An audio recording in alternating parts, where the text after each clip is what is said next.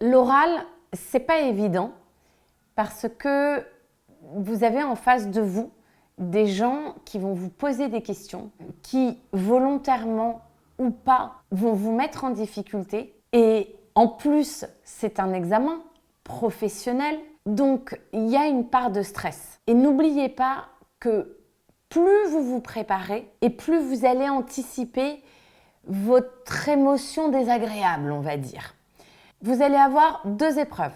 Une sur l'EP1. Lors de cet oral, vous arrivez avec deux fiches que vous avez déjà préparées et vous allez devoir parler d'une situation vécue pendant votre alternance. Pendant ce moment, vous allez devoir présenter le contexte, présenter la situation, présenter vos actions et ensuite, il y aura un temps d'échange avec le jury. Dans les textes de loi, l'oral dure 25 minutes.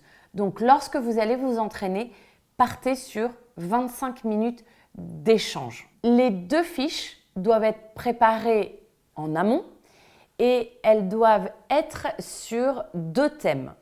Le premier thème, c'est la réalisation d'un soin au quotidien. En fait, c'est vraiment de préparer une fiche sur ce soin avec pourquoi je propose ce soin, quel est l'intérêt pour l'enfant, quel est le besoin de l'enfant, qu'est-ce que vous allez mettre en place et aussi ce que vous avez pu observer en tant qu'alternant et ce que vous feriez différemment en tant que futur professionnel. Et ensuite, la deuxième fiche va être sur le thème des apprentissages, sur les découvertes de l'enfant et ses différents apprentissages.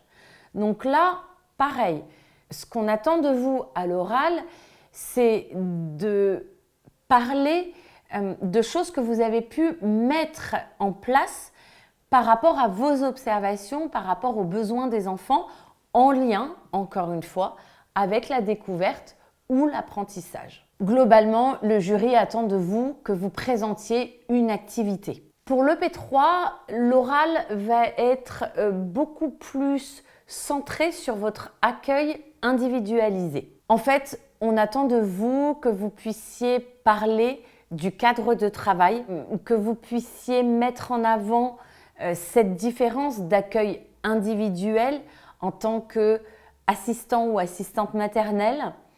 Et puis, c'est vrai que les jurys aiment bien entendre des points concernant les tâches ménagères, concernant aussi l'élaboration des repas.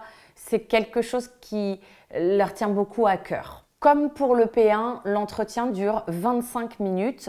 Lorsque vous allez avoir l'oral pour le P3, c'est différent de le P1. Le jury va vous mettre dans une petite salle et va vous donner un dossier avec différents documents. Il va vous donner un temps aussi à respecter. Et donc là, vous avez droit d'écrire sur un brouillon et de préparer votre oral. Donc, il y a cette préparation et ensuite, il y a l'épreuve face au jury. Alors, pour l'oral, je vais vous parler de deux moments, on va dire. Il y a toute l'année. Toute l'année, vous allez devoir vous entraîner. Et ça, c'est quelque chose que je conseille à tous mes élèves, que je conseille aussi aux candidats que je peux avoir qui recherchent un emploi. En fait, vous allez vous mettre devant votre glace, vous allez vous filmer et vous allez parler d'un sujet. En fait, vous devez vous entraîner et mettre un timing de 25 minutes. C'est pas facile de se regarder, mais ça va vous permettre de voir les moments où vous allez hésiter. Ça va vous permettre de voir si vous avez des tics de langage, les alors à tout bout de champ, voilà. Et en fait, vraiment le fait de vous filmer, c'est un entraînement très intéressant. De toute façon, ces vidéos, il n'y a que vous qui les regardez, donc il n'y a pas de souci. Je vous conseille une fois par mois de vous filmer. Je vous conseille aussi de garder les vidéos parce que ça vous permettra de voir au fur et à mesure des mois sur quel point vous devez plus travailler. Ensuite, vous allez devoir vous entraîner tout au long de l'année à préparer des fiches. Je vous le demande, c'est des choses qui sont peut-être rébarbatives, mais si on vous le demande, c'est parce que le jour de l'examen, vous devez être préparé. Et n'oubliez pas, encore une fois, le jour de l'examen, il y a du stress.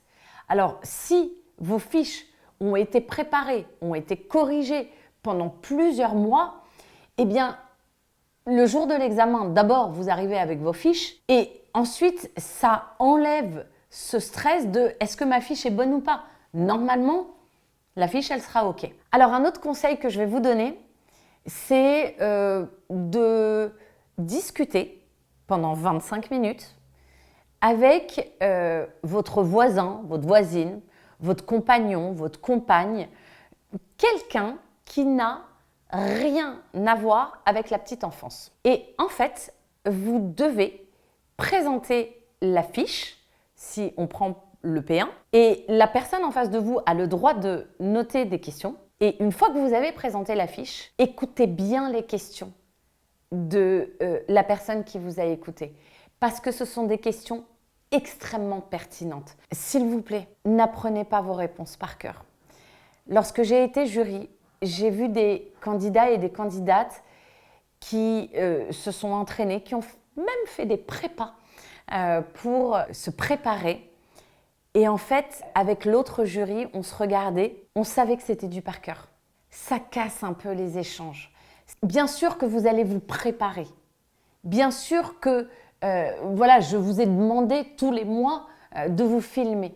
Mais ce que je vous demande, c'est de ne pas apprendre par cœur. Voilà. Ensuite, chronométrez-vous tout le temps. Et pareil, le jour de l'examen, ayez une montre qui ne soit pas une montre connectée, parce que le jury peut vous la refuser. Et c'est vraiment important de respecter le timing, parce que ça fait partie des critères d'évaluation. En fait, ils ne vont pas vous dire « ça y est, stop ». S'ils vous le disent, c'est que vous êtes allé beaucoup trop loin dans les 25 minutes.